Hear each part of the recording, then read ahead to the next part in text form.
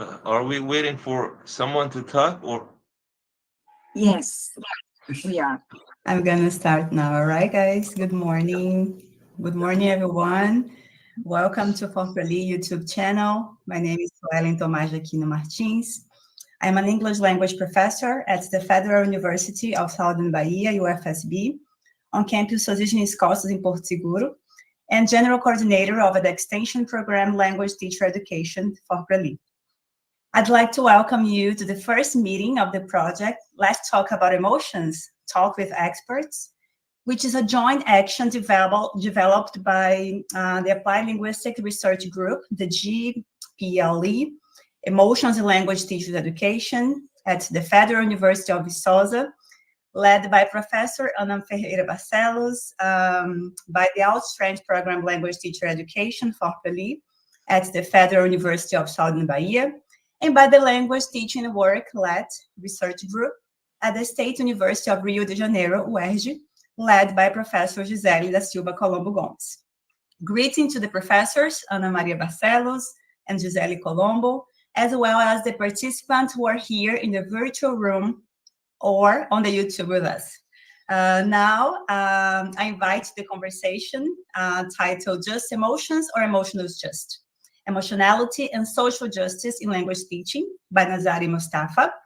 And to introduce our speakers to this meeting and moderate the conversation, I invite Professor Ana Maria Barcelos, who is a professor at Federal University of Viçosa. Good morning, everyone.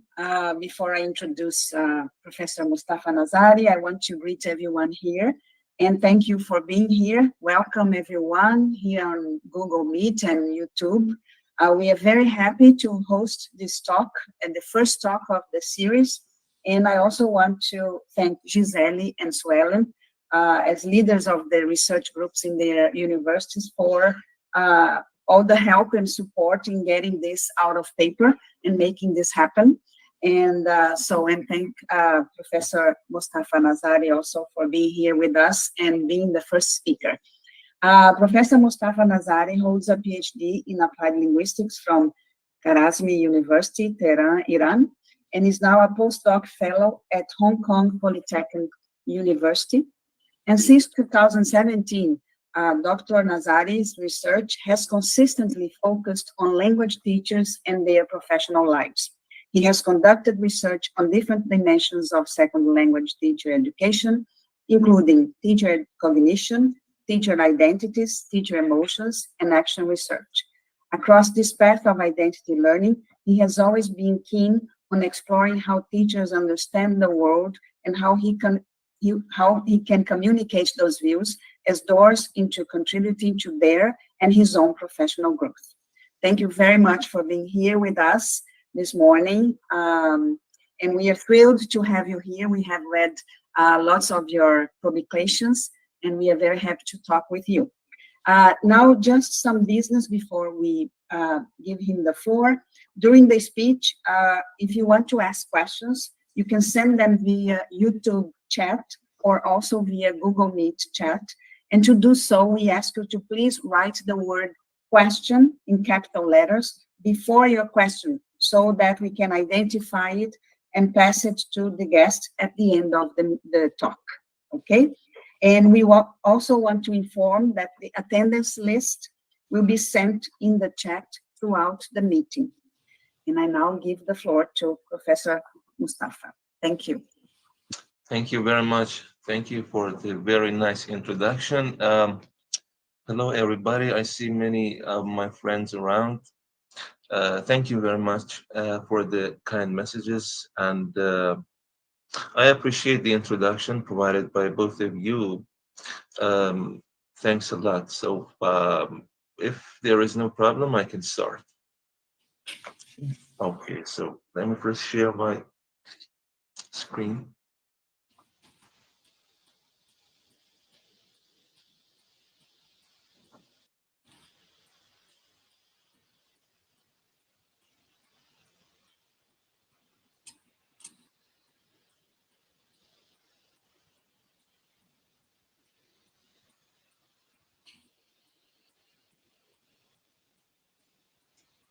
I think you see it, yeah? Yeah, we can see it. Do you think we can make it bigger, a little bit bigger? Yeah. Because we can see you, which is good. But I think when you pass the slides, when you move through the slides, perhaps, I don't know, if there is... I think Ana, I Is should this- start the maybe camera we, to make it bigger. maybe we should close our cameras. So Yes. these images Yes, will we will. be better. Let's Yeah, try we will it. close our cameras. Let's Amon, try you No, don't it, need it's to yeah. close empty. yours. No, leave yours open, please, Mustafa. I'm gonna close mine because of the connection, but maybe you can put in the presentation mode at the bottom, right bottom. You have a presentation slide there. No, almost there, to the left, to the left. No. This little presentation sign. Yes, after No. the minus I have sign. presented you. I have Yes, right presented there. you many times. Next to minus. Yes. I No, can't see any minus here. at the right bottom, the bottom right. Bottom. Yeah, right there. So go a little bit after No, the this- minus wait. sign there. Or you can press just F5. F5. Yes, at least it works in mine. Mine too. Probably his connection, it's... Or maybe he, yes, refreshed the page. Okay. Okay. Okay, sorry. I can't.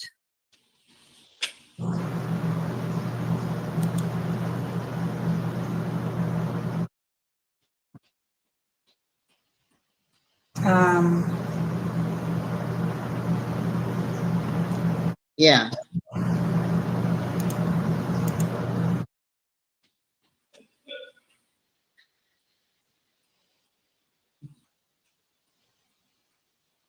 Well, he's not in presentation mode. Do you see at the left, sorry, at the right bottom, when you have comments, see, comments, and then you have one sign, second sign, third sign, it's the fourth sign. Your cursor is almost there.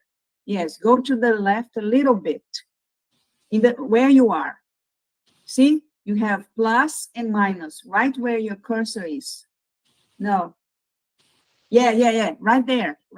It's an icon, like a screen at the right bottom. Yeah, right there. So go, see the minus sign there? So you have plus and minus. And then right next to it, you have an icon. Go ahead, Mohammed. مصطفی جان عذر میخوام اون پایین کنار همون زومین و زوم اوت یه شکلکه هست اسلاید شو میکنه اون علامت منفیه دقیقا کنار علامت منفیه یه حالت مربع طوری هست اون پایین که زومین و زوم اوت میکنی آره خودشه نه رد شد همین Thank you. اون طرفیه سمت راستیه اسلاید شو میشه آره همینو بزن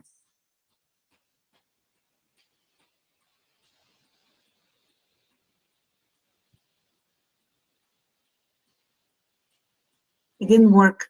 Okay, so maybe we can just go ahead like this, okay? Why don't you start like that, Mustafa? I think it's gonna be okay. Okay? Yeah, it's gonna be fine. Don't worry. It's fine. Just start, Mustafa. I think it's gonna be fine. Okay? Jamile raised her. Jamile, go ahead if you want to say something. Up there, there is slideshow too. You can go through slideshow. You can go there, Dr. Nazari.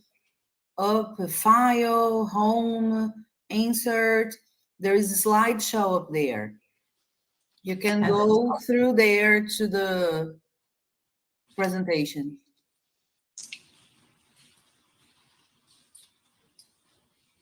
at the top of the page, you are at the home.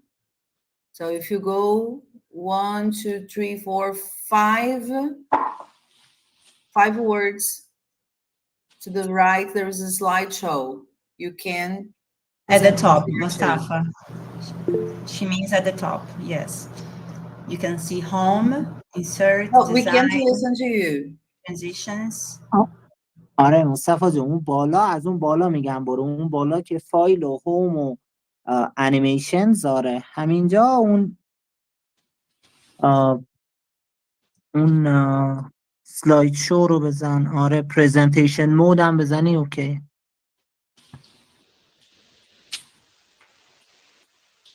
همون from the current slide رو بزنی فکر کنم اوکی بشه.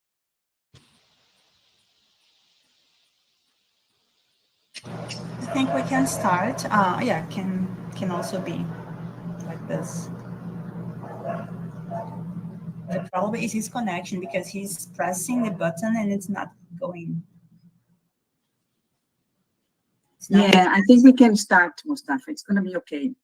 Don't worry. It's just He's right down, yes, and it's fine. changing the slides. Is that okay to you, Professor Mustafa?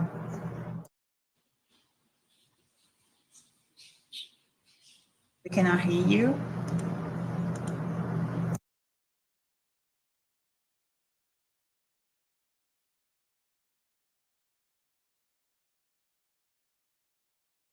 He has to unmute his microphone.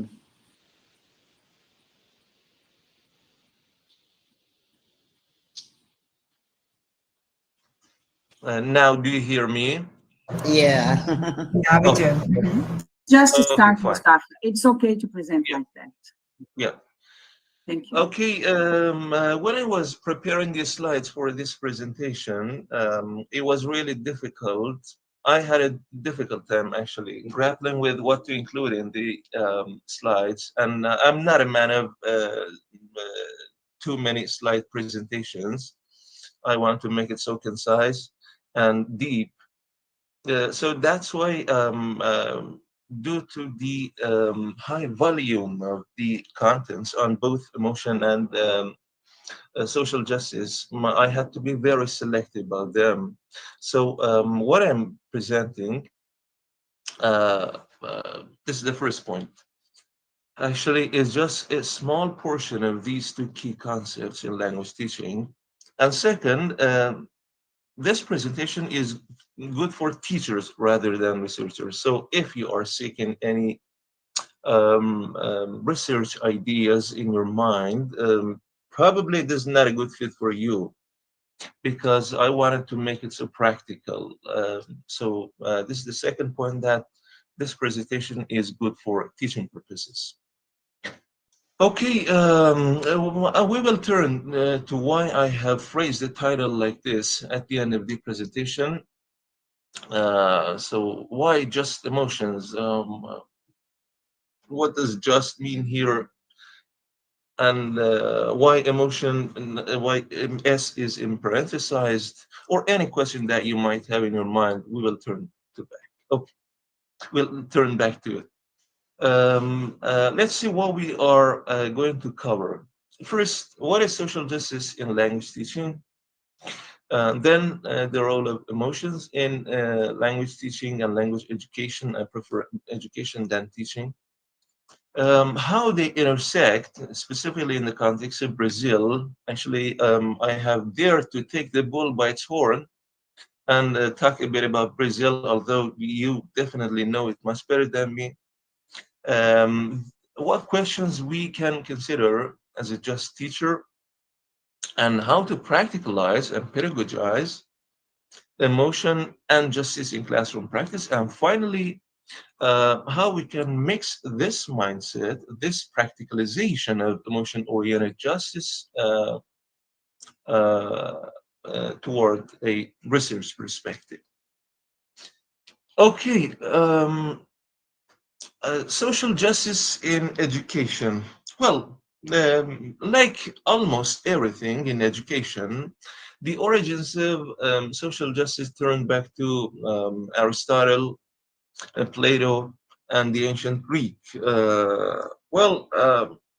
Because it seems that these scholars have talked about almost everything in education.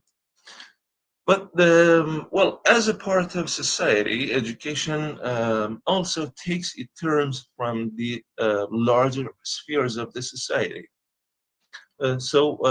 Definitely, social justice is like the other concepts that originate from a naturalist perspective toward the society. I mean, when people in this respect, scholars and thinkers, look at the society and develop a concept. Beyond the Aristotelian and Platonian era, social justice has very recently been described and defined in relation to Marxism, coloniality, multilingual education, responsiveness to needs, and multicultural education. The founder of a new social justice, not just education, social justice in general, is John Rawls, specifically in his 1971 book on A Theory of Justice, in which he talks about how justice has penetrated the society. Definitely, when you are living in the 1970s, you are living in the era of Marxism. Marxism was in its heydays, and its external manifestation, communism, specifically went for how social class could be organized for the benefit, for the service to the poor and the lower levels of the society. So that's why social justice, aiming for that purpose, gained much prominence during that era. And also, coloniality has also been very important in the growth of social justice, and how countries invade other countries or colonize other countries, and this creates imbalances in their societies. For education, this has been much reflected in the work on multicultural education and how we can become countries that develop difference in different layers of the society. This perspective, social justice, this theoretical root of social justice, has always been grounded in the divide between assimilation, I mean, bringing together, and diversification of the social strata. So many believe that assimilation is better because this way we can say that, yeah, we do not believe in social class, race, and the other concepts that are related to social justice, because this, by thinking about these concepts, we are washing our hands of assimilating people and thinking that, yeah, we are moving toward a more social just society. On the other hand, many thinkers believe that no, these are just concepts. We want to cajole, we want to deceive some people, and we should always embrace diversity. So this multipolarity of the society and this gathered around one core has always been in clash, and it doesn't seem to have any way out. Even in the future, during no time in history, and in the future, will it seem to be resolved. With this in mind, in education, well, definitely, like any advancement in any field of knowledge, when you want to grow, you should theorize. Social justice has also been theorized in education. For example, Chabak proposes a three-level perspective social justice in education. Um, One level is specifically focused on teachers. One level is that teachers think about that, yeah, the resources, the structures, whatever should be distributed justly in language institutions, in general educational institutions, not just language institutions. Well, this is the first level. When you believe that it should be so, many of us remain at this level. The second level is transforming educational resources and structures that impede student learning. Well, we move toward resolving some of the problems. And the third level is that it demands teachers to go beyond the classroom and unpack sociocultural inequalities. And in this regard, Deniz Ortaç Tepe, a Turkish scholar, active in language education and social justice in language education, believes that we should move toward the third level. Actually, generally in language education, we have always been followers of general education. So that's why it's not a surprise that we always refer that we should follow the most advanced levels of growth in general education. So these three levels proposed by Chabak actually envision a role for teachers and educators in education to be responsive to social justice. Well, in language education, so that was a general perspective, and now we are moving toward social justice in language education. In language education, it is generally the roots of social justice turn back to the world language curriculum perspective. So this term is very important, world language curriculum, because mostly, when I was reading different sources on social justice in general education, I noticed that many of them had devoted a specific section to multilingualism, because language seems one of the artifacts that definitely plays a role in social justice education. So that's why, fortunately, in this part, our field is playing a very positive role.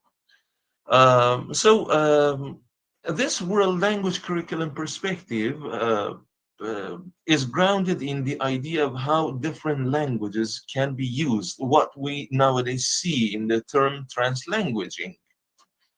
So that's why translanguaging actually has gained so much prominence in our field and beyond, in the field of communication studies as well. And one of the most renowned councils and institutions, the American Council on the Teaching of Foreign Languages, it mentions 5 C's of standards compatible with the social justice perspective, 5 C's of communication, 5 C's of learning languages. And those 5 are communication, cultures, connections, comparisons, and communities. So if you want to envision any theoretical perspective in your mind about the intersection between language learning and teaching and social justice, this 5C perspective could be a helpful one. So the way we communicate with others through languages, how different cultures have been shaped by language and shape languages, how different connections of different types play a role in our development as multilingual speakers and socially just individuals, and how these comparisons attempt to bring us together rather than divide us apart as human beings, and how we form communities of practice, small communities of practice, to differentiate ourselves from other communities and to claim our identities as individuals.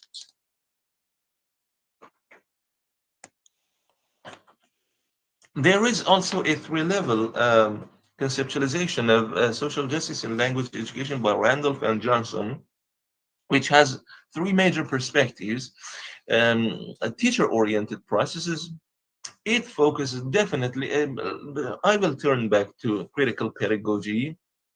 It's impossible to talk about social justice without talking about Paulo Freire. And because he is, in a way, the founder of social justice in education. And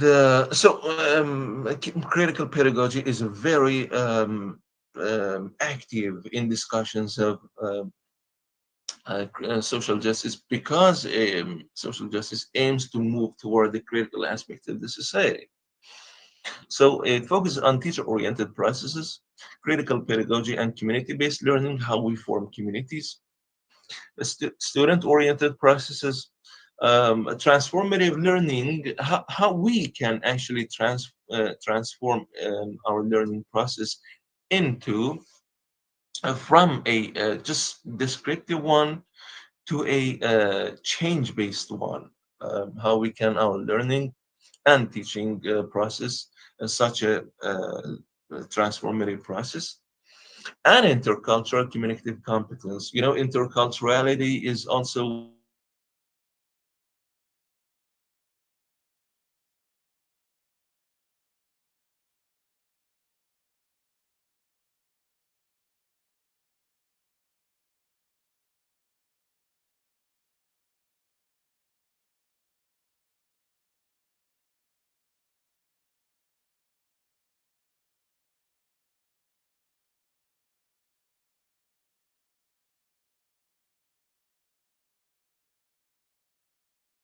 how different organizations, how cultures, how grand ideas influence our understanding of social justice. So, with this in mind, please remember always that social justice is very much compatible with constructivist approaches that raise individuals' awareness of injustices. So, you cannot do very much about social justice if you are not courageous enough to think about it, to talk about it. This should be borne in mind. You cannot do anything about it. If you hold a constructivist perspective, that is your call. Social justice is your call. So, with this in mind, with this very brief introduction to social justice, now let's turn to emotion in language education. Well, my favorite concept after identity, actually, emotion. Generally, it's very difficult to define emotion. Like any other concept, you always face this phrase, well, it has been defined from different perspectives. It's really difficult to define the concept. It's because different schools of thought have defined it. I mean, from cognitivism to sociocultural perspectives, to complexity theory perspectives, to post-structural perspectives. All of them have have offered their definitions of any concept. So that part of the complexity is this difference in schools of thought. With this in mind, emotion, emotion is not just something personal. Part of it is physiological. Part of it actually turns back to our ancestors on an ecological perspective. Part of it turns back to how a situation arouses specific emotions, positive and negative in us. And part of it turns back to how our emotions are defined by larger uh, feeling rules of the society. But one of the most comprehensive and mostly cited definitions is the one proposed by Schatz et al., which is emotions are socially constructed, personally enacted ways of being, well, that emerge from conscious and unconscious judgments. So we are in a constant process of, I focus on this definition because it's important in understanding social justice. So we are operating in a dynamic process of consciously and unconsciously judging phenomena, people, everything, regarding perceived success at attaining goals or maintaining standards or beliefs. This part is a bit limited in my opinion, but it is still a personal side of emotion. Or belief during transactions as part of social historical context. So we are embedded in a social historical context. So with this in mind, as we see, emotion is something very much relevant to how we have come to be individuals the way we are. And please note that I often use emotion, as you see here, emotion, I have parenthesized S. You know, I because I follow a post-structural perspective, I mean a critical perspective emotion. The term emotions, I'm not at ease with using the term emotions because that would dichotomize emotions into positive and negative ones, which is not my preferred actually style of thinking. And when you want to talk about emotion from a critical perspective, so you just write emotion, not just emotions, because in a critical perspective, what is produced is not that much important. How you come to produce that emotion, how you come to experience that emotion is what matters more. So with this in mind, actually, we have to use emotions as well. They have been studied from two major psychological and sociological perspectives. You can see these two works, Anna and colleagues' work, which is the one I often cite in my own works, a very comprehensive review, very nice. And Sarah Benish also actually devotes one chapter of her book to talking about emotion. Actually, it's been done by many scholars, but these two sources actually have caught my attention during the years. This psychological perspective captures what understanding I have of a specific phenomenon, of a specific emotions. Well, you see many of such studies, for example, studying pride, enthusiasm, anxiety, whatever. Many of these studies are there. I did not cite them because I do not follow that line of thinking, but I also did not want to disrespect them. That's why. This sociological perspective, on the other hand, it captures how grander ideas in the society, like power, ideology, culture, discourse, and society, generally shape teachers' emotional experiences. So, with this in mind, developments on teacher emotion not only capture what emotions are, so this is very much important to be understood, that the research should not only capture what emotions we experience as human beings, but what emotions do in our lives and what we do with emotions and to emotion in our life. This is very much important, which, as you see, you can find extensive discussions um, in this cited literature. So, again, this brief introduction to emotion. So, how are they uh, connected? How is emotion connected to social justice and vice versa? Just, I have raised some questions. I have written down some questions. Let's just wait and think about these questions. Consider, what do you think, feel, and do? Look, I have intentionally used these three words: think, feel, do. Okay, because they are important in the process of transforming our thinking into action, according to Chabak's three-pronged conceptualization that we talked about. When your colleague intentionally gives a student a low score, look, what do you think? Well, you must first think what a biased person this guy is. You might also feel that, oh, some kind of injustice is happening here. I'm sorry. Okay, I feel sorry for this student or my colleague, whatever. What you might do, you might do nothing because that person is your colleague. and you don't want to make the situation more complex. So it could be action and inaction. Both of them could be there. What do you think, feel, and do when you see the division of people into different social strata? People have been divided into low class, middle class, and high class. You might think, well, it creates some injustices.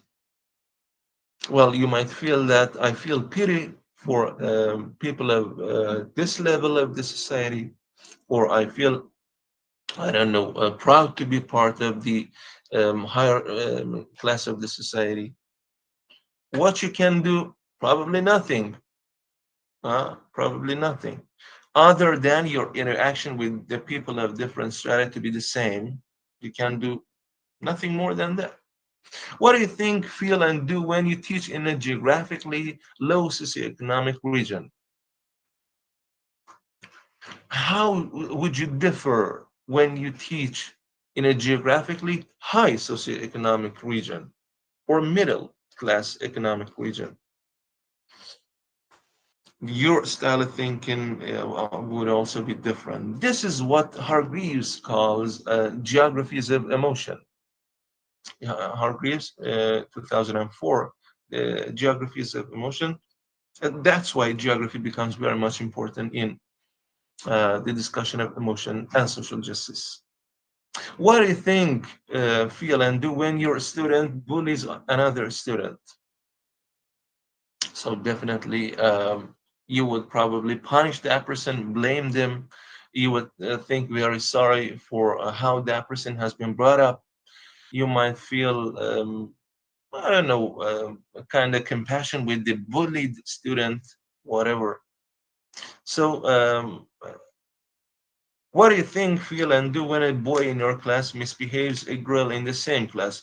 This is something that even not just happens in the class, it happens at the level of society, not just in classes. So you might feel, wow, what a deep sense of gender bias I feel in this class or in this society. I would feel sorry that, for example, I would be one of the persons who thinks so. I would be the persons who tries to consciously or unconscious or knowingly and unknowingly communicates this style of thinking in my behavior, in my talk, whatever. So as you see, my point is through these questions is that it is impossible. Believe me, it's impossible to separate uh, social justice from emotion. You know, emotion is the fuel to social justice, to thinking about social justice. I don't mean to do something in action. So I have included some very beautiful quotes from different scholars on the importance of emotion in social justice. Aristotle spoke of right emotions as precursors to right actions. Okay, Aristotle spoke that right actions are fueled by right emotions and right reason. Reason was also there. So, and the philosopher Hume, great philosopher, talked about emotion as the basis for justice. That emotion is very much important on the way to actualizing social justice. Or Solomon, 1988, sorry, I forgot to mention the year, says that justice is in us, but it is about the world, as our emotions are in us, but about the world. What does it mean, emotions are about the world? Just consider all of these examples that I mentioned in the previous slide.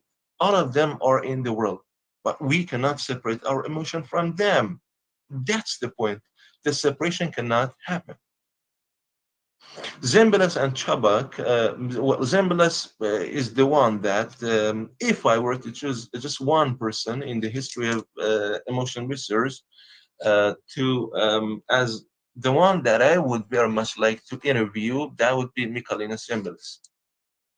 Engaging our emotional attachments and desires becomes a means both to recognize injustice and to respond to injustice with action. Look, engaging our emotional attachments and desires. And that is a means. So again, just think about the world, and when there is an injustice, it's impossible not to have personal emotions, because you always think that someone's right has been sacrificed. So with this very general style of thinking, you definitely understand that, well, so I see that my emotion is there. It's not possible. And think now, go one level further and think, what happens when these emotions, these personal emotions, become institutionalized? How institutions uh, try to damp down upon my emotions, personal emotions, how they want to deform different emotional rules, feeling rules, and misuse them for their own benefit. And Sarah Ahmad, whom I truly appreciate, but I do not appreciate that much because she was a feminist, but in a sense. Um, Sarah Ahmad is a great scholar in the field of emotion from a political perspective. Just look at this question. Is a just response to injustice about having more just emotions? Or is justice never just about emotions? That's exactly the key question, this last part. Justice never just about emotions. It's very difficult. Emotion could be constantly at the service of justice and injustice. But justice is bigger than emotion. That's why it may not pay that much attention to emotion. That's the irony of this world. Is a just response to injustice about having more just emotions? Do we definitely come to have more just emotions when we react to injustice? Or no? Justice is never just about emotions. It sometimes ignores emotions. So here I want to talk about uh, a bit of advancements on social justice and emotion in Brazil. Well, definitely, I did not include this slide just because this presentation is related to Brazil and Anna and colleagues. It's because, Paulo Freire is one of the founders of critical pedagogy and definitely social justice by his studies on peasants and slum dwellers, whatever. What his ideas have been quite uh, groundbreaking, definitely groundbreaking. And he has different concepts, Paulo Freire. Um, um, Before becoming familiar with Freire, I knew Brazil for its football, volleyball, and these areas and the coast, the beaches. But then I came to have one more addition to my knowledge of Brazil through Paulo Freire, and of course Anna's contributions.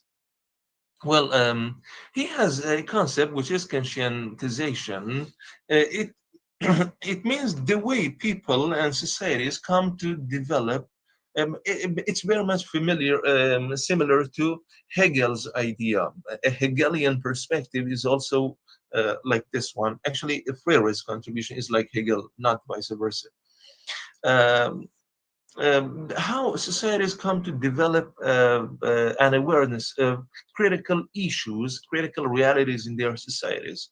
So, if this critical reality, he has also another concept which is historicity. If it becomes a mixture of awareness about critical issues and emotion, so that would be something very celestial. Also, I have read recently some of Anna's works, They have been definitive in my understanding. For example, her and Vicosa's work to critical love.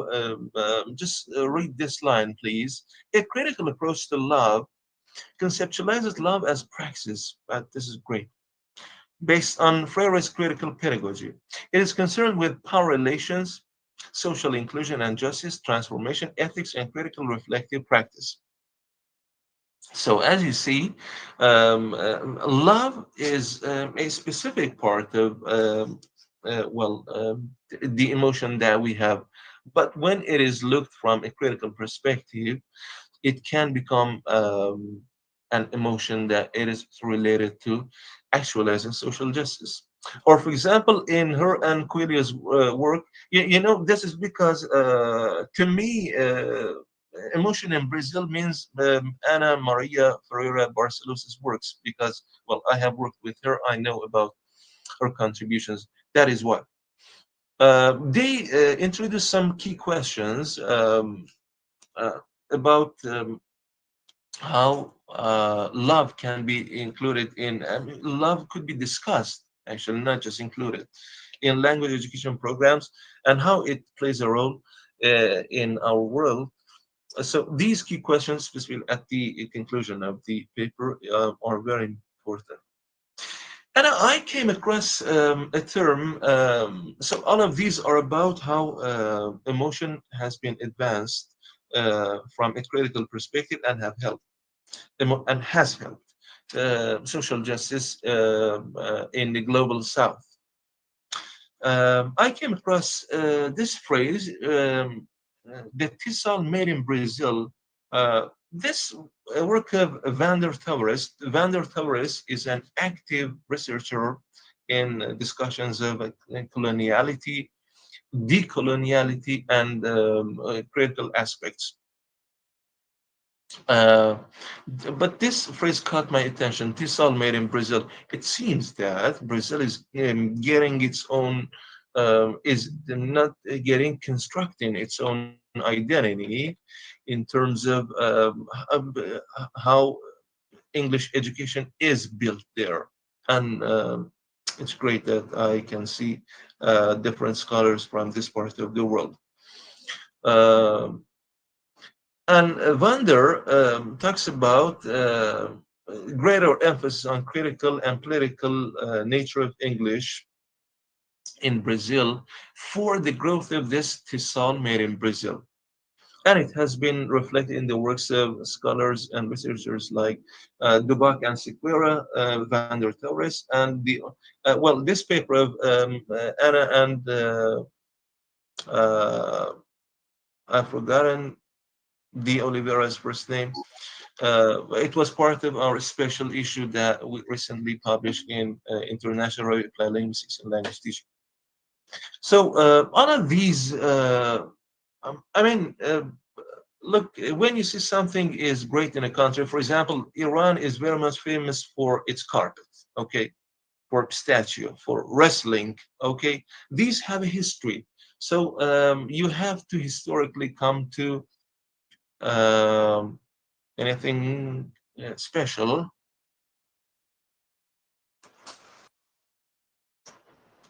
Hmm, nothing special, okay. So, I mean, this history from Paulo Freire, well, comes. This is something that um, through time it comes to form our thinking. Definitely, that's the case. Okay, so now we are approaching toward the end of it. Some questions to consider as a just teacher who also pays attention to emotion. So just please consider these questions. You can turn them into research questions as well, but they are teaching questions. Is my emotional mindset oriented toward exercising power on students and colleagues? Mhm. Do I think about how I can exercise power on my colleagues and students? Do I see myself, my ego, from a psychological Freudian perspective? My ego echoes, it's better to say, I wanted to parallelize, echoes a kind of power enactment on others. Am I a just person treating students' emotions, or my own emotion as well. I want to suppress them? No, I want to give them, I want to prioritize them over my own emotions and give them some space. Have I regulated misinterpretations of my emotional justice through my talk and practice? Do I want to always convey through my talk and practices that I'm against justice, I'm in favor of it, or no, it doesn't matter to me? Am I aware of the historicity? Historicity is a concept that Freire talks about, the collection of ideas that come to form you as a person and your identity. Am I aware of the historicity of students, the school colleagues, whatever, and to what extent they give me the space to exercise social justice? Do I observe equity, inclusion, and exclusion in my work? Do I exclude lack of injustices and I include justices in my work? Do I promote equity? And please, I want you to know that equity is not synonymous with equality. They are quite different. Equity is much better than equality. Do I like social justice to be just there in the class, or I want to promote social action? This is also related to Chubbuck's conceptualization that we talked about.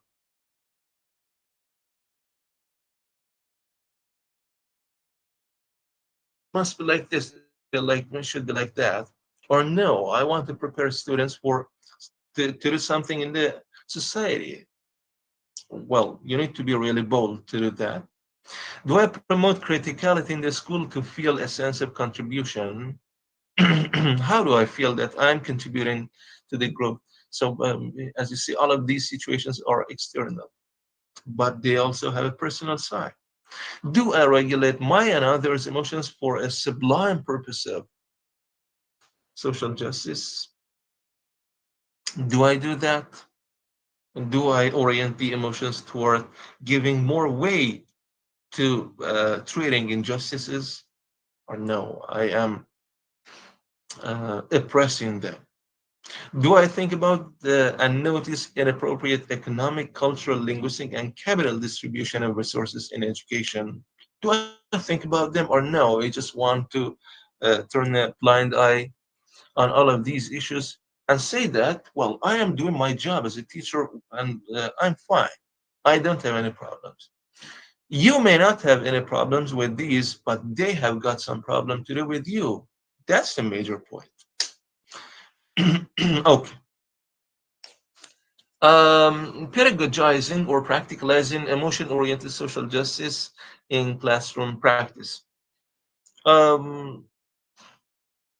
Different factors could be there that influence promotion of social justice.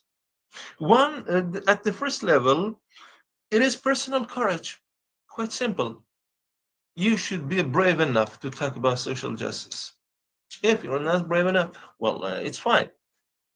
It's your, it's not fine, but it's fine at the personal level. Well, you decide not to be part of it. You decide to distance yourself from the society. Anyway, it doesn't matter. You're not an important person anymore. It needs mindfulness about context and consequences. If you talk about social justice, social justice is not something that governments like, political parties like, because it is always against their interests. Okay? It is always against their interests, because when you talk about justice, you mean balance. But when there is a specific party that wants its own interests to be prioritized, so definitely they clash with each other.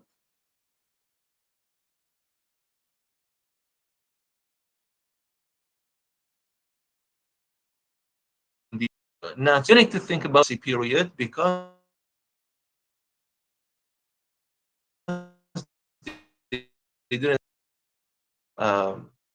where you are talking about social justice and the consequences to be embraced are very much important.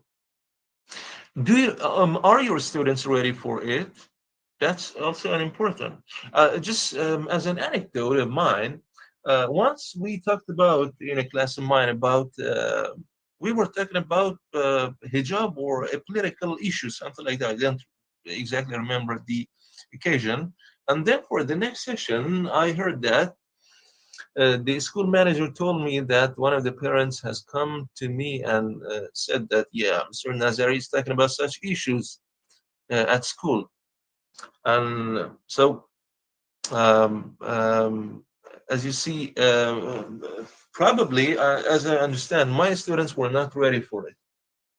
Or probably they were just, I shouldn't have talked about it. Just let's pass it. What situational affordances is the context ready for it? And finally, conscientization is historical understanding of social justice there in the society and among those who you talk to. Well, sometimes you understand that, well, I shouldn't talk to these people about this issue. And I think it is not in the caliber of any person to engage in discussions of social justice because it needs guts that not many people have. Let me be quite clear about that. Well, however, some strategies could be helpful in promoting social justice. Well, I have tried some of these in my own classes in previous years, but some of them are quite innovative. Having students discuss and present on intercultural changes. You know, the more we engage our students in intercultural issues, the more it is possible to develop their mindfulness of social justice because people become aware of these changes, of these differences. Having students connect with people around the globe, well, this one would definitely enhance our intercultural awareness. Launching discussions about critical issues, based on the context, you need to be cautious.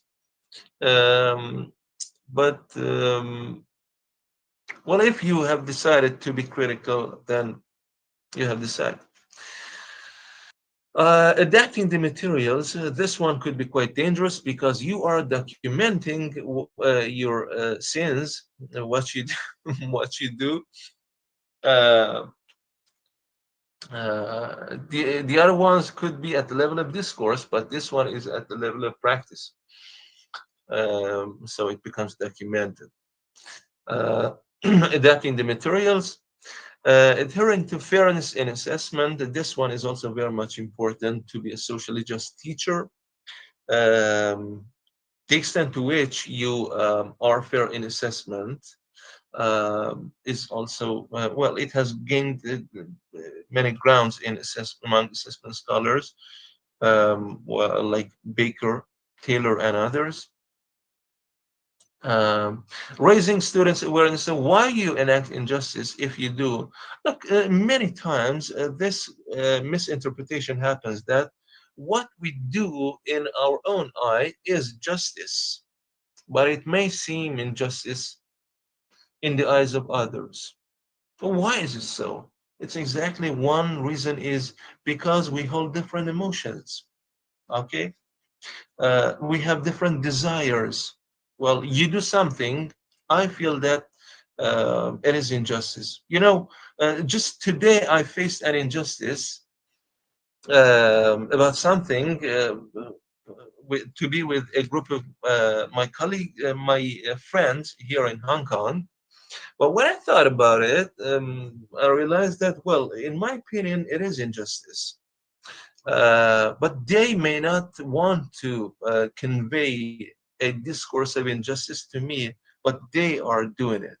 Well, in their own eye, it's not injustice, but to me, it was injustice. So you see, these imbalances always happen. And last one, tailoring the instruction to students' level to promote inclusion. So always it is that if we kind of follow a differentiated instruction perspective, well, We are following the social justice perspective. One of the major strategies through which we enact justice is to actually tailor, is to approximate our instruction to students' level.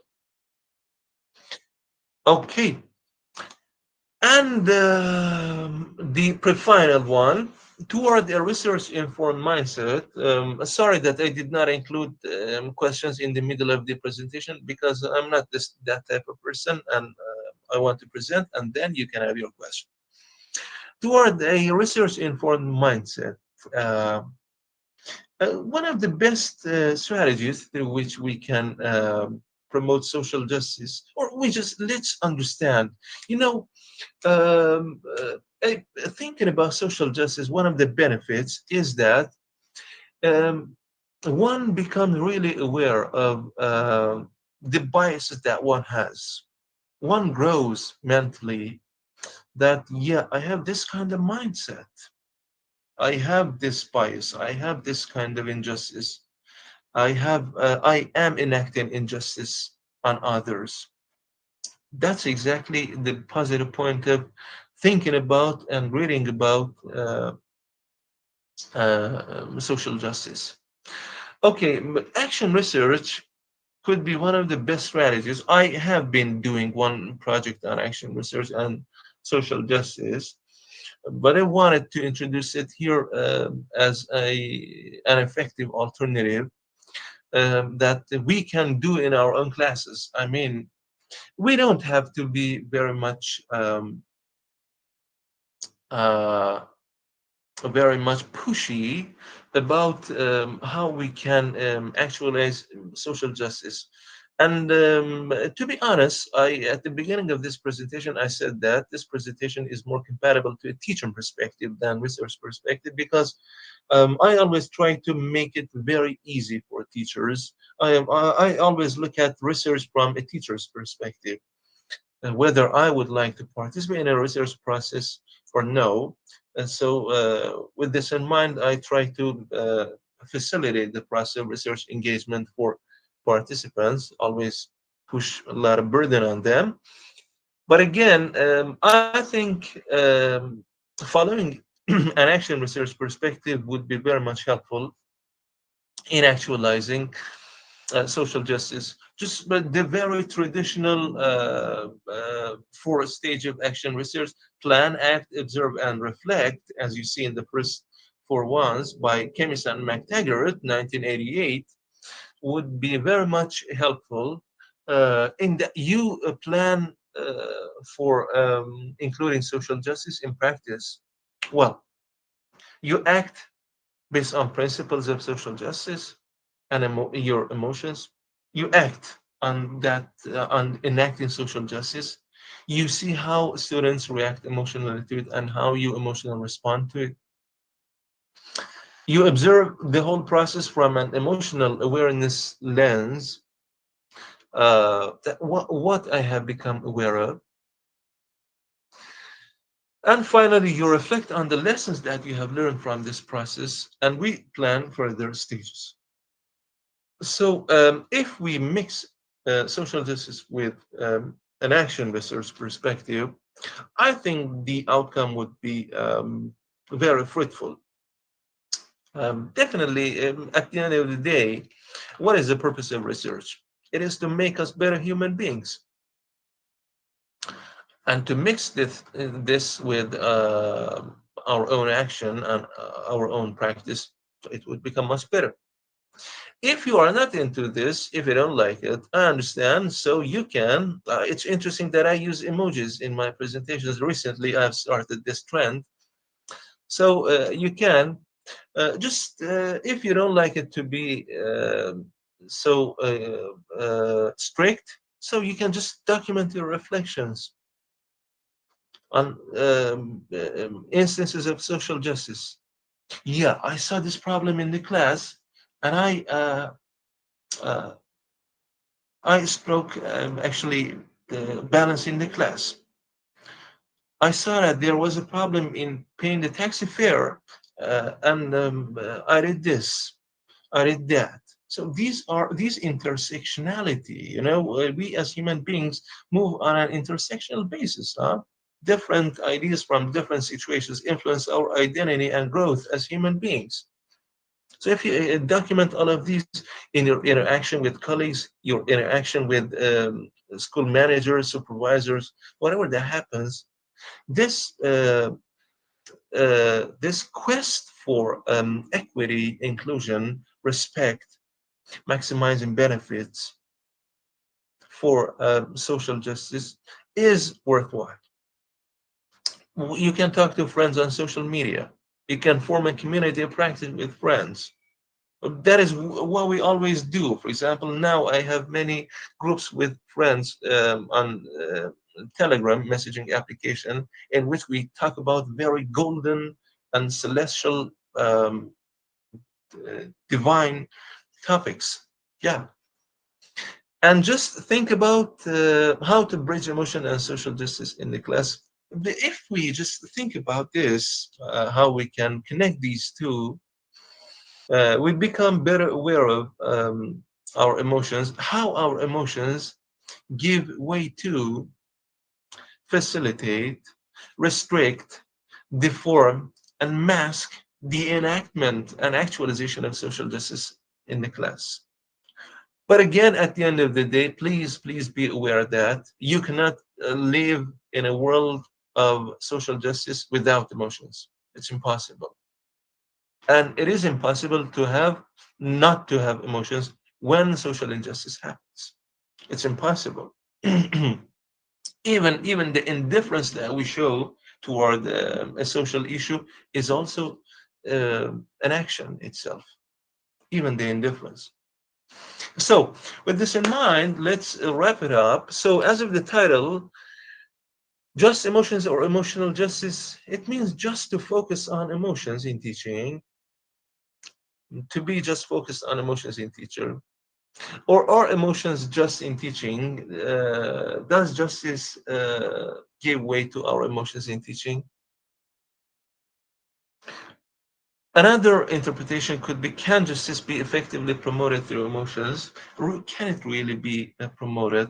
I believe yes. I believe it could be. Emotions could be an effective factor. And can we be just emotional to promote justice? Well, from one perspective, justice, well, from a religious perspective in Iran, justice means how to put things, and not just from a religious perspective, from a social perspective too, how to put things in their right places, how to behave in the right place. So can we be just emotional to promote justice? It's a bit difficult, but in any sense, this complex title means that we as human beings hold a whole world of complexity in mixing social justice with emotion. Thank you very much. Thank you, Mustafa. Thank you. This was a great talk, a brilliant talk. Thank you very much. It gave lots of food for thought. And I really enjoyed the topic. I think it couldn't be more appropriate for our, contemporary times, right? And, I'm sure people will want to ask questions. We are monitoring YouTube as well for if they have any questions, and there are some comments, but I would like to start before I open to the audience. We have about half an hour for questions and discussion.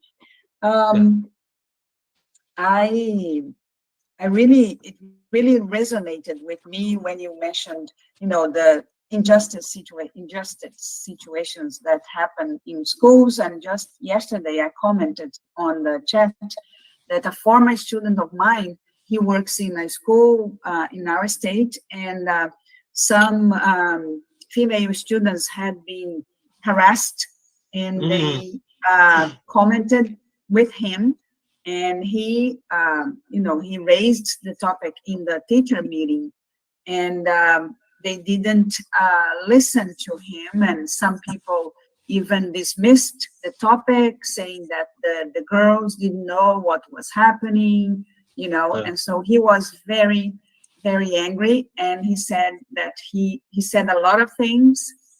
He said a lot of things, but people didn't listen, and so he was crying after the meeting. He was sad, he was angry, he couldn't sleep, and so he was feeling terrible. So there you see this example.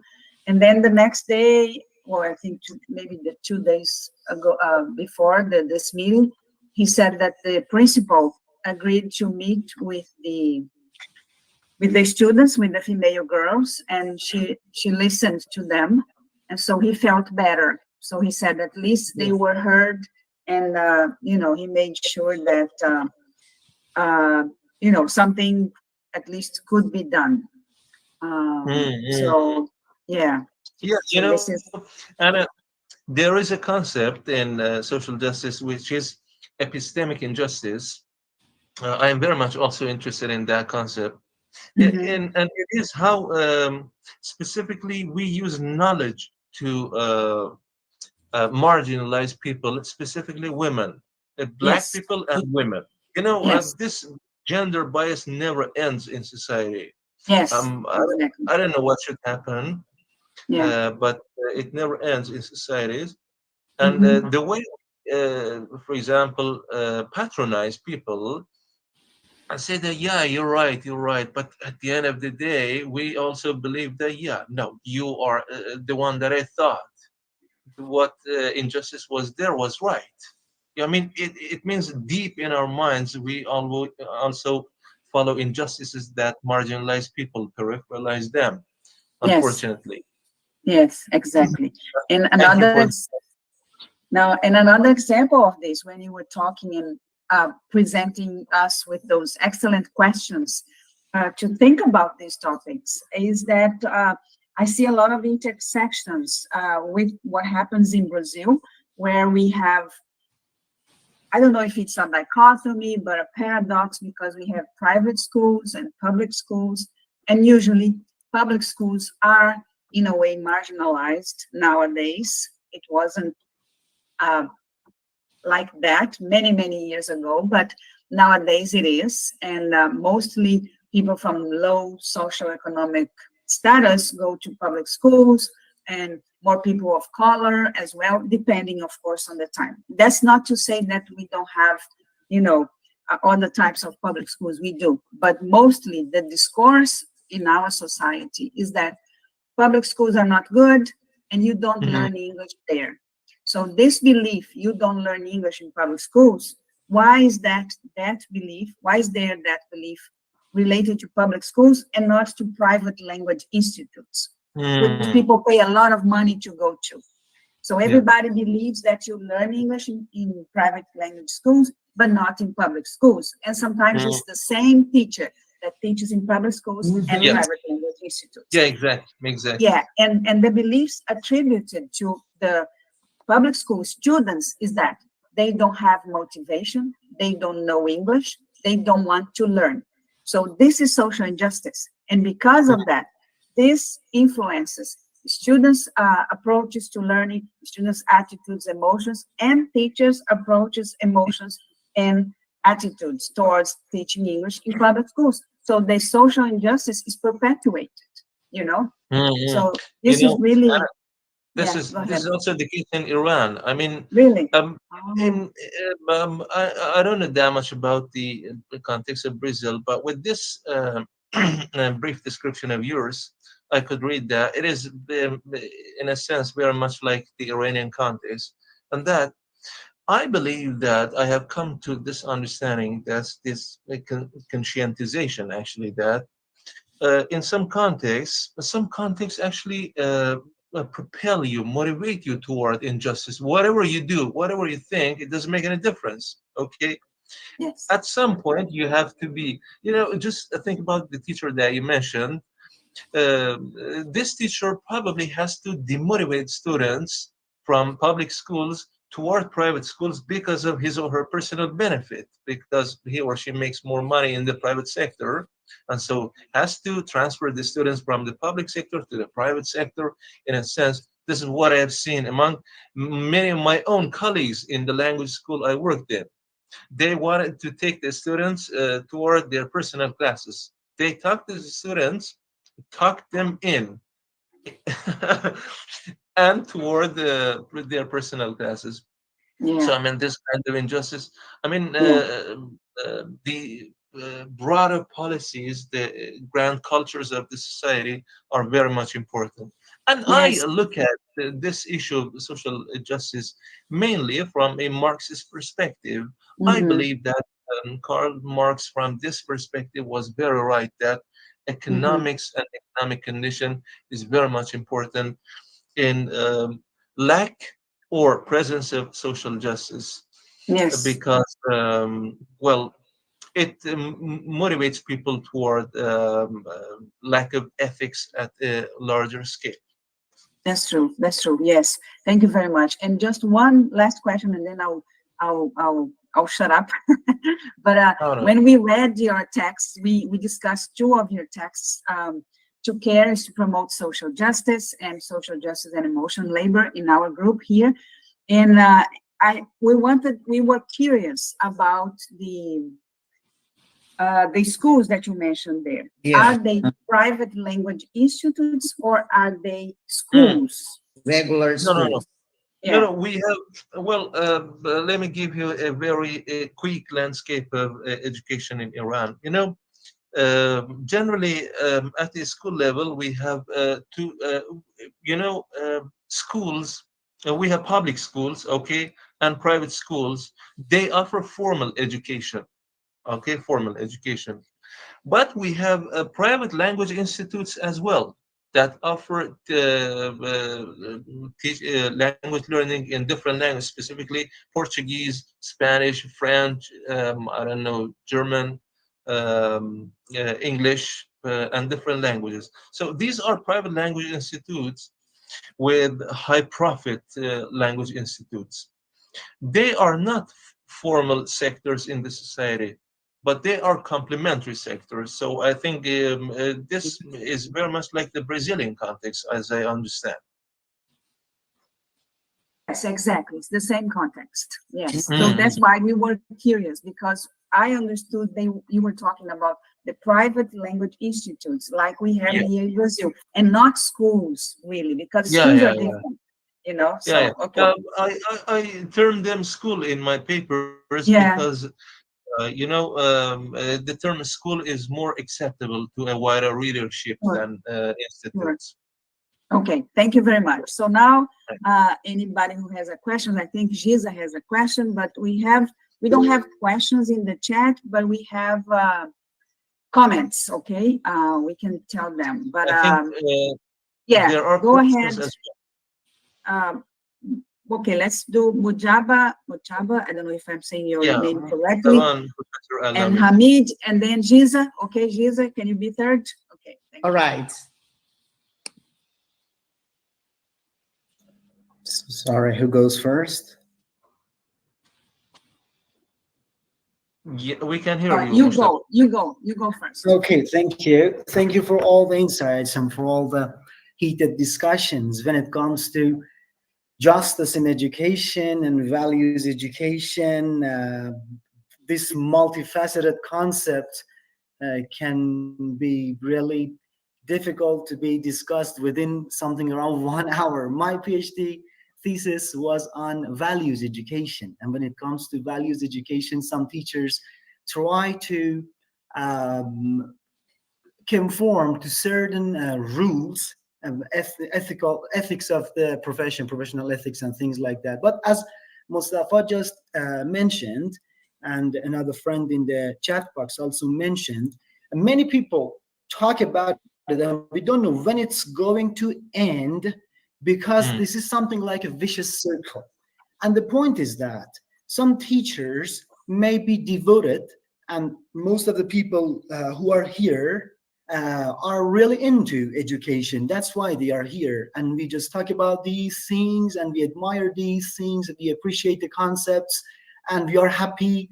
But on the factory ground, when it comes to schools and things like that, we see that teachers are not well appreciated. And unfortunately, they really feel burnt out after some time.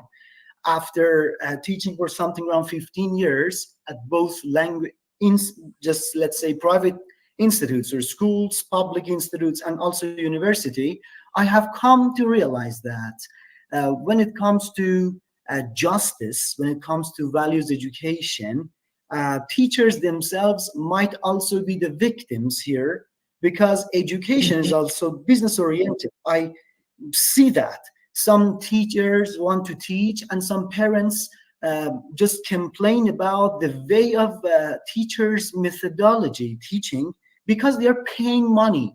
I have seen that. I have really, this is really palpable.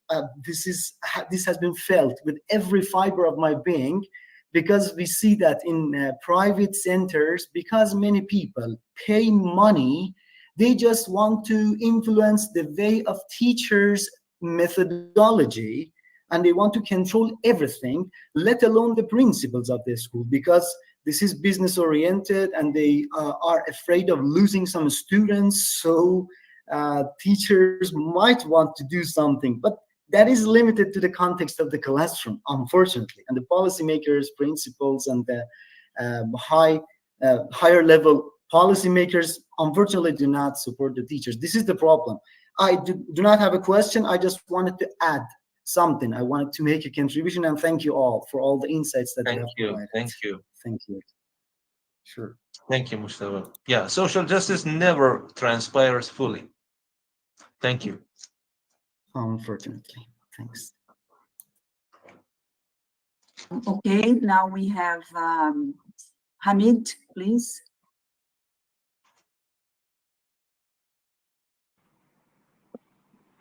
Hello, everybody. Hello, Dr. Mustafa. Thank you very much for the Welcome, great Professor. talk.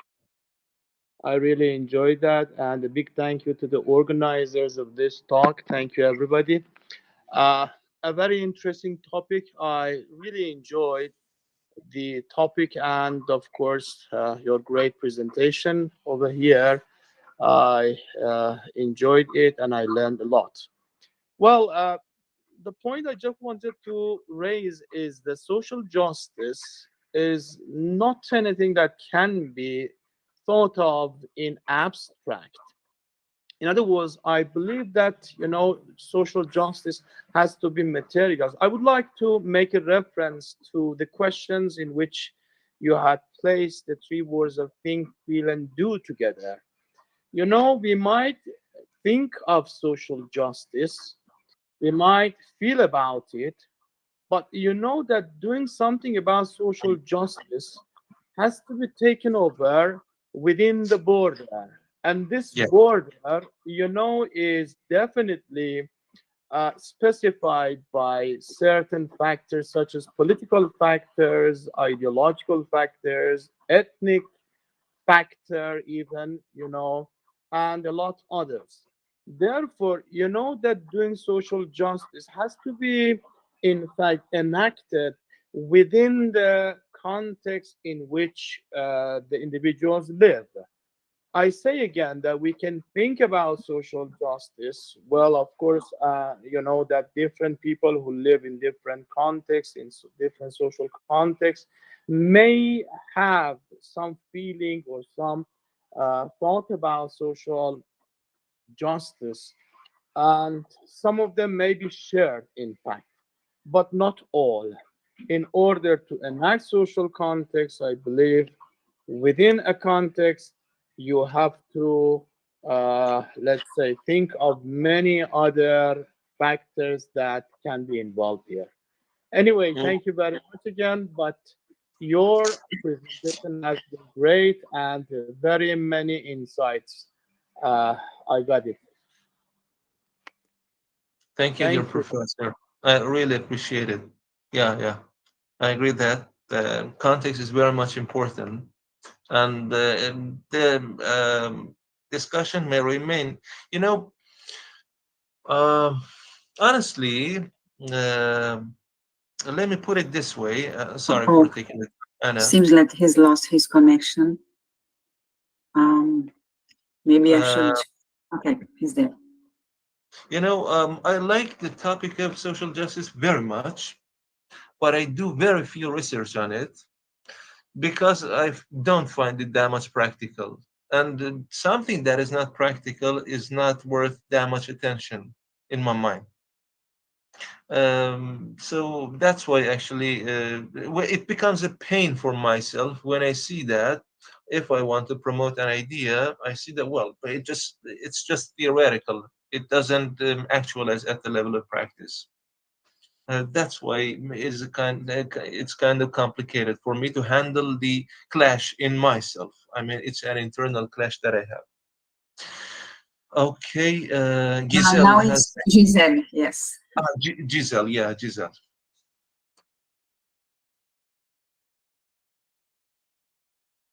Giselle, your mic is muted. Muted. Sorry. Oh, wow. So good morning again. I want to thank Mustafa Nazari, professor, for being here with us. It was a great talk. And I have some comments about your talk, but they are also related to some of your texts, if you don't mind sharing with us some points. And I would like to start thanking for your contribution, mentioning some important Brazilian authors, as Duboc, Ana Paula Duboc, and Sávio Ribeiro. It's very important to us to see that our work here in Brazil is also acknowledged and understood as important. So thank you so much for doing this. It's important. Sure. I apologize if I missed any important figure. No, you did great. Thank you. So the first thing that I want to comment is something that you said during your talk today, that is, it takes a lot of guts to be a just teacher. Yeah. I agree with you, but I would like to say that there is something that takes even more guts. It's the fact that sometimes as teacher, we have to report injustice. To be just teachers, we have to report the injustice that grows among us. So, and we see it in your work. And again, I thank you for that, for your contribution. Well, relating your talk today to one of your recent texts and related to Zara Yazd comments, she made Zara, it's a woman, right? Yeah. She was a former student of mine, great student. She made an interesting comment during the talk, and this is related to my question, and in fact it's not a question, it's a request. In one of your last texts, you mentioned that social justice is under the pressure of many stakeholders in your country. Would you make some comments on that?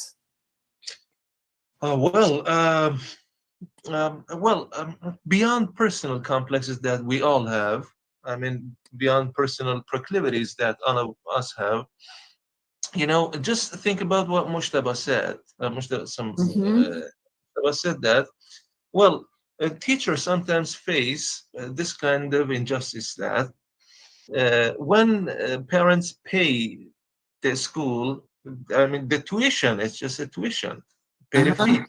Okay, but they expect teachers to teach my student like this, to advance my my child to higher levels, teach my child like this or that. They want to interfere in everything. So this also creates a kind of injustice because when parents pressure the school managers pressure teachers, and teachers kind of may misbehave, may have turnover intentions. I mean, they want to leave teaching, they want to be under so much emotional labor. So this works in a cycle, and but this creates a culture in the society. The most important thing is the bad cultures that are formed. I mean, after a while, in education, it might be like, well, they pressure me, I pressure them. Okay, if those who are empowering the society pressure me as a teacher, okay, I pressure my colleagues, I pressure my students pressure their families pressure others. This is the major point. If we look at what we have come through until this question, we see that the people who have attended this talk do not ask questions. They make comments. That is the beauty of social justice. That is the complexity. We all see it from different perspectives. That this dimension of social justice is like that. This dimension is like that. And so definitely, when social justice is not present in a specific corner, the origins turn back to something bigger. I mean, it's not like that. When you see social injustice, you should think about it as something that is personalized. Definitely, it has a psycho-social historical root. That's why. I mean, you cannot separate it from this social historical root.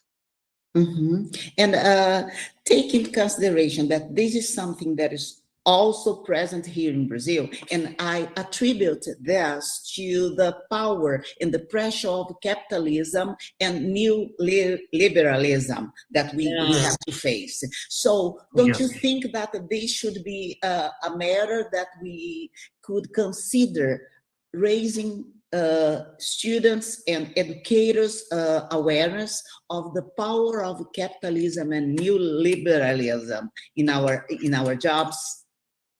The more liberal a society, the more unjust that society could be. That's exactly the problem.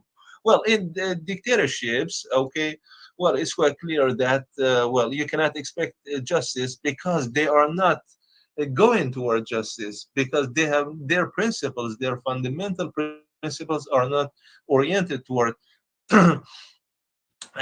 social justice. But in liberal societies that they claim for equity, inclusion, diversity. I mean, nowadays on the university websites of many American universities, you see this equity, diversity, inclusion, this three-part phrase. Okay, you see this, but many times we do not see that level of justice in the decision-making process. Many other issues, many grand issues could be there. And the only thing that we can do, as you said, is to raise awareness. The strategies that I talked about, as you said, we need to have super guts actually to actualize them. But again, social justice is like a double-edged sword. You know, it makes me euphoric. It is like euphoria for me when I talk about social justice. But at the same time, I'm aware that it has consequences for me. Yeah. This is related to my following question. In relation to enact justice and also to report those facts that you do in your text, don't you think that you kind of get in a position to be threatened by educational policies like Ministry of Education, something that the government can do against the researchers like you? Yeah. Why do you think I have migrated to Hong Kong?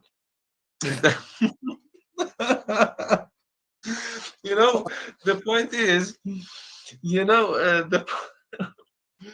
the point is definitely it has consequences. I mean, to talk about critical issues, many people definitely are satisfied with the status quo. I agree with that. Being critical has consequences. It's Well, impossible for you to be critical and not to suffer the consequences. You have to make the decision. I mean, but sometimes I always blame myself for not being, and my mother always does that. Okay, it's quite clear. My mother always tells me, "Do not talk about political issues. It is dangerous. They may kill you. Whatever, whatever, whatever." but the point is, well, I have the curious mind, and thank curiosity kills goodness. the cat. Thank God. Yeah, Yeah. and Mustafa, you have super guts. yeah, I was thinking of that, and we do appreciate you the way you report those things. Well, but the last thing that I want to ask you is concerned the way I have to again praise the fantastic way you organize your texts. I do appreciate your text organization, but something that makes me wonder the reason why you do that in relation to the methodology. You generally chooses action research, and according to literature, action research is a type of methodology that involves changes. And sometimes I don't see in what you do the search for change, but I see the search for make us better human being. So I would like to know why you generally try This to is a great question. This is a great question. You know, when I was writing that suggestion, I also thought, well, man, action research goes for change. And the end result in action research should be some change. And you know that, for example, in a context like Iran, talking about social justice is a joke because it's not present at the grand political level of the society. But so why are you thinking about this? You know, the change could be just very personal. I mean, action research could be very small scale. I mean, in a way that it does not harm it does not question the fundamental principles of the language school. It could just be at the level of one class. It could just be at the level of, not at the level of changing the institutional policies, but the emotional dynamics of the class. What about that one? So in one class, it could be there. And you can also be critical of many aspects without putting your hand on critical issues that are taboos in the society. I mean, for example, we're talking about the relationship between boys and girls. Well, it could be a source of social justice issue. So generally, what I meant was to engage in this process of, I mean, but have you watched the Devil's Advocate movie? Yeah. Well, devil there talks about God and says, well, God wants you to taste it, but not try it. And step by step, not to go to, just to try it, to taste it, to how it feels. And then, if you face consequences, well, you step back. If you do not face consequences, yeah, you move forward. One becomes more cheeky when gets into the issue of social justice. I mean, the more the more you move forward, you become cheekier because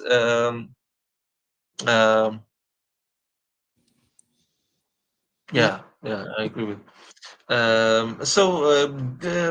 By action research, I just meant at the class level, not more. All right. Well, so I don't know if you have heard about exploratory practice, Yeah, but yeah, exactly. yeah. All right. So All right. they correct. Great. Oh, Yes. wow. Yeah. Here in Brazil, we have someone named Inês Miller, and she's the most important person who deals with exploratory practice in Brazil, and I'm a member of this group, and we can do that. without being an action research, but we can reflect over problems. And as very well pointed out in our chat, you're a great thinker. And as a great thinker, you can promote involvement with the participants in the teaching learning process. So, well, exploratory practice is a better agenda than action research, you know, because one difference between them is that exploratory practice, well, action research is very much research oriented, but exploratory practice is more practice oriented. So I think from an exploratory practice perspective, well, probably social justice could be better integrated into the classroom. Yeah, that's it. Oh, thank you for agreeing. Great. Thank you very much. Thank you so much. Thank you, Giza. Now we have Ashley. After Ashley, I will read the comments that Mustafa didn't see in the chat, and then we will conclude, unfortunately, because this talk has been great, but we have some limit time here. Okay, so Ashley.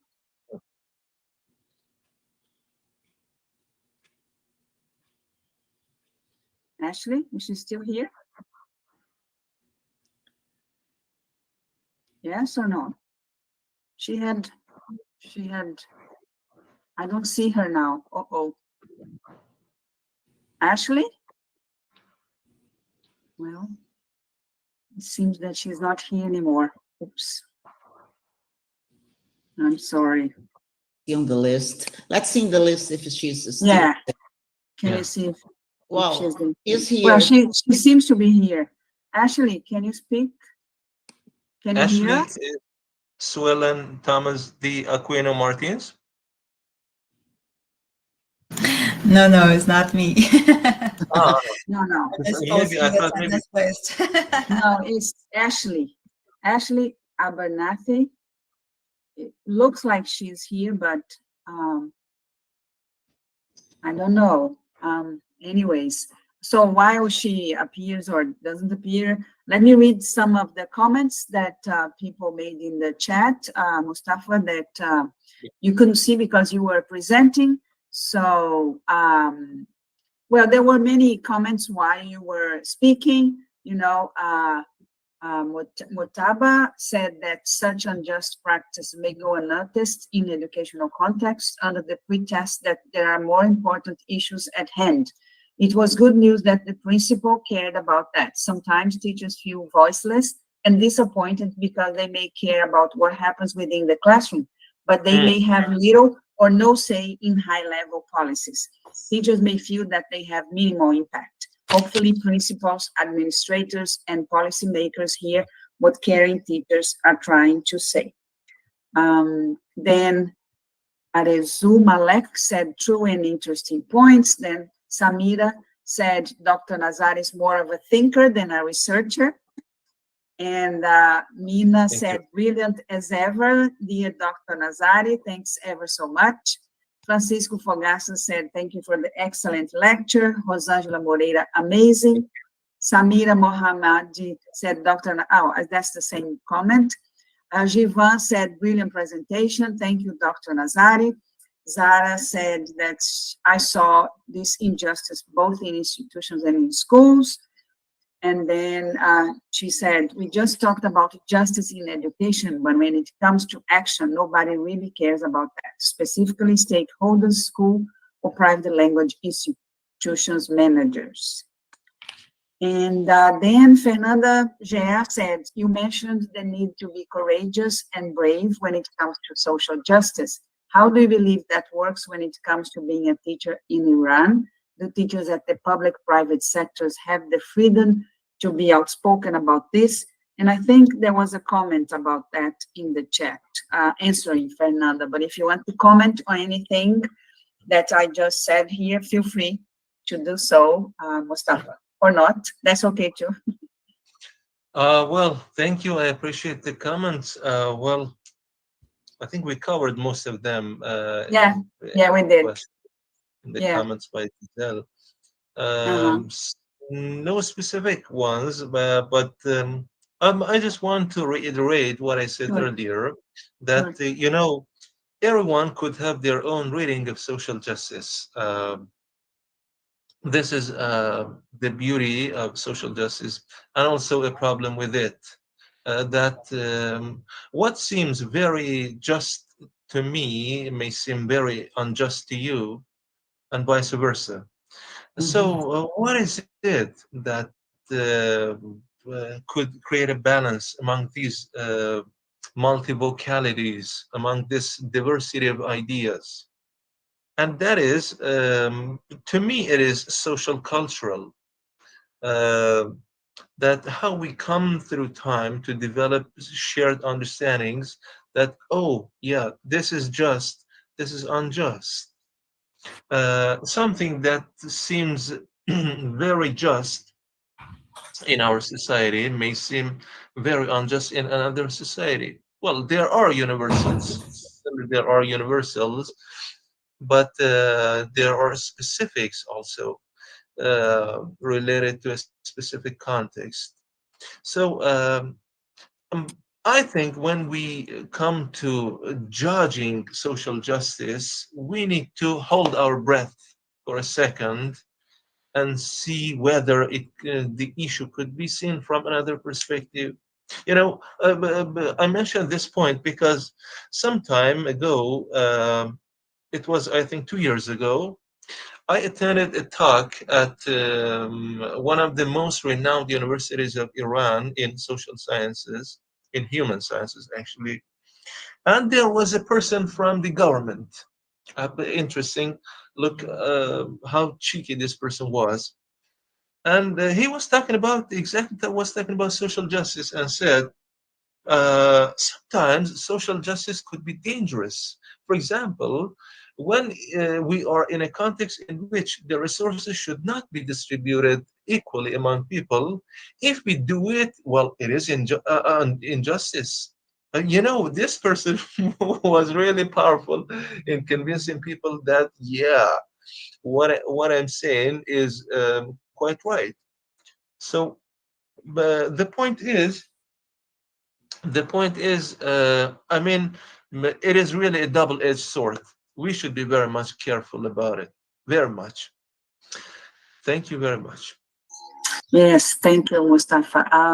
So I'm gonna turn to Suellen now to close this meeting. But before I do so, okay, go ahead, Giz.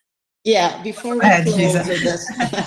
this, before we close this wonderful meeting, I would like to share with people here today that soon we are going to have our book published. And in this book, there's a chapter, a fabulous chapter written by Professor Mustafa Nazari, and two other ones written by Ana and Suellen. So I'm eager to share with you this wonderful masterpiece, because this book is really beautiful with amazing texts.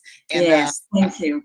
Don't miss reading those chapters. Thank you. Thank you, Giza. Yeah. Your book. Yeah. Oh, thank you so much.